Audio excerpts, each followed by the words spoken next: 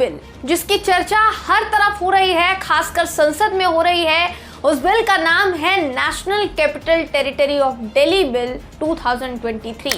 इस बिल पर संसद में जहां विपक्षी गठबंधन इंडिया के तमाम जितने सांसद हैं वो एकजुट नजर आए हैं दोस्तों, तो वहीं दूसरी तरफ भारतीय जनता पार्टी की सांसद मीनाक्षी लेखी कुछ ऐसा बोल गई जिससे अमित शाह जी से लेकर प्रधानमंत्री नरेंद्र मोदी जी और पूरे की पूरी भाजपा सरकार की पोल पट्टी खुल गई है।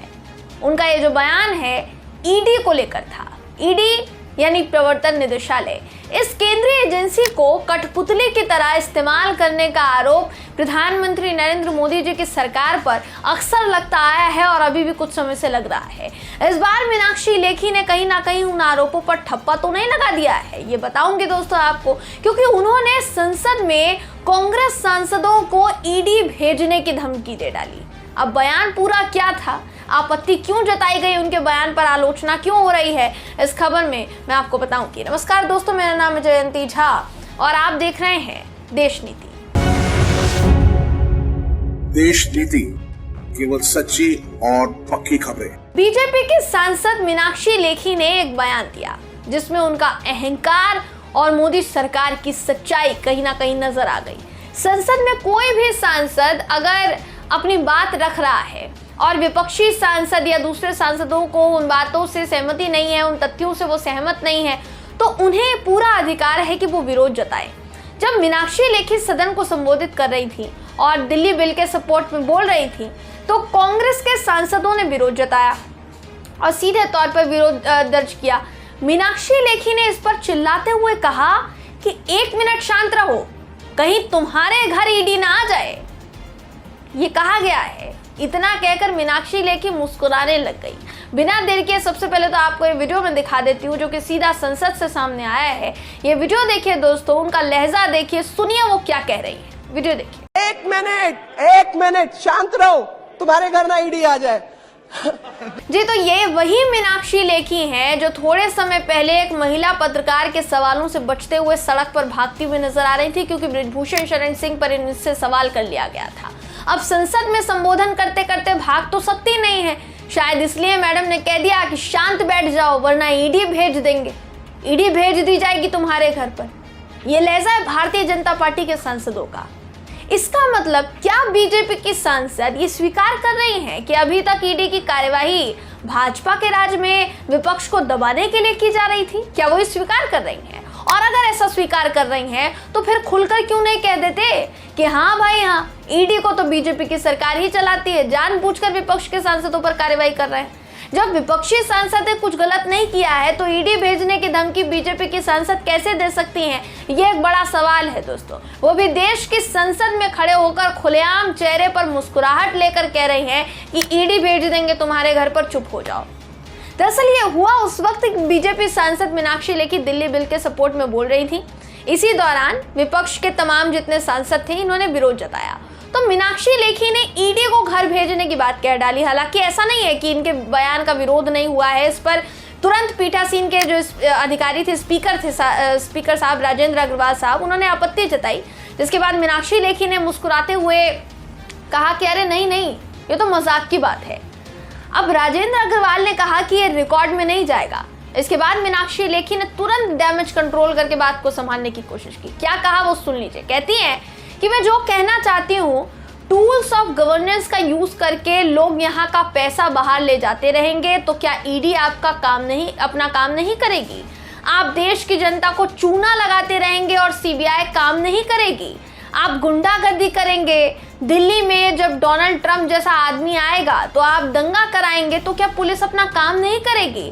क्या आप ऐसी व्यवस्था चाहते हैं? अगर टूल्स ऑफ गवर्नेंस इस्तेमाल नहीं करते हैं तो इसका मतलब है कि आप भ्रष्टाचारी हैं। ये मीनाक्षी लेखी कह रही है दोस्तों। इन्होंने किसका जिक्र किया आपको याद होगा, दिल्ली में जो दंगे हुए थे इन्होंने उसका जिक्र किया है। और पुलिस ने क्या काम किया वो सुप्रीम कोर्ट में बार बार नजर आया है। आपकी जानकारी के लिए बता दूं, दिल्ली में अफसरों की ट्रांसफर पोस्टिंग से जुड़े इस पूरे बिल को लोकसभा में पास कर दिया गया है, लेकिन राज्यसभा में ये बिल पास होना अभी बाकी है। वहां क्या होता है ये देखना बेहद जरूरी हो जाएगा, बेहद दिलचस्प हो जाएगा। सुप्रीम कोर्ट ने जो फैसला सुनाया था दोस्तों, सुप्रीम कोर्ट ने जो फैसला सुनाया था, अगर ये अध्यादेश संसद के दोनों सदनों में पास हो जाता है, इस पर मुहर लग जाती है, तो सुप्रीम कोर्ट का दिल्ली की केजरीवाल सरकार के पक्ष में जो फैसला सामने आया था वो रद्द हो जाएगा। सुप्रीम कोर्ट ने साफ तौर पर फैसला सुनाया था कि आप पूरा अधिकार क्षेत्र किसी भी राज्य के, आप बेशक कह सकते हैं कि दिल्ली एक केंद्र शासित प्रदेश है, लेकिन अगर देखा जाए तो वहां चुनाव हुए और दिल्ली की जनता ने मुख्यमंत्री के तौर पर अरविंद केजरीवाल को चुना। अरविंद केजरीवाल के अलावा एक सरकार को चुना है। आप सरकार से उनका अधिकार क्षेत्र पूरी तरीके से अपने अधिग्रहण में नहीं ले सकते हैं। सुप्रीम कोर्ट की तरफ से साफ सीधे तौर पर कहा गया था कि जो भी ट्रांसफर पोस्टिंग का अधिकार है वो दिल्ली के सरकार को दिया जाता है, उनके पास ये अधिकार होना चाहिए। और होता यह है कि जैसे ही सुप्रीम कोर्ट का फैसला सामने आता है, रातों रात केंद्र की मोदी सरकार एक अध्यादेश लेकर आती है और उस अध्यादेश की चर्चा शुरू हो जाती है कि वो संसद में अगर अध्यादेश पास हो गया तो फिर जो ट्रांसफर पोस्टिंग का अधिकार सुप्रीम कोर्ट की तरफ से दिल्ली की सरकार को दिया गया था या सौंपा गया था, वो अधिकार सीधे तौर पर केंद्र की मोदी सरकार के पास होगा।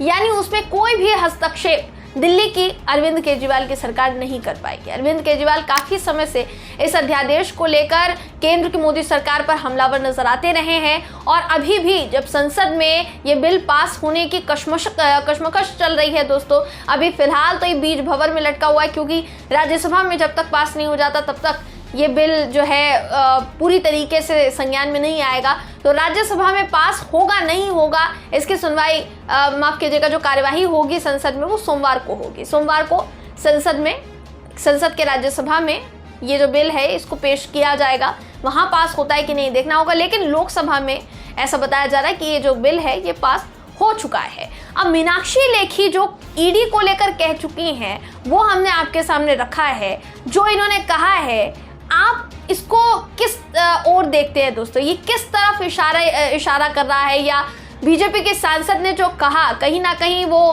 केंद्र के मोदी सरकार के ऊपर जो तमाम आरोप अभी तक लगते आए हैं, क्या ये उन आरोपों पर कहीं ना कहीं ठप्पा नहीं है?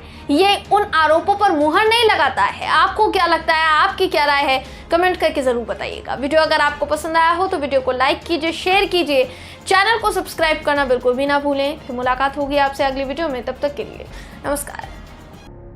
आपका एक सब्सक्राइब हमारे लिए महत्वपूर्ण है। देश नीति को अभी सब्सक्राइब करें और बेल आइकन को दबाना ना भूलें।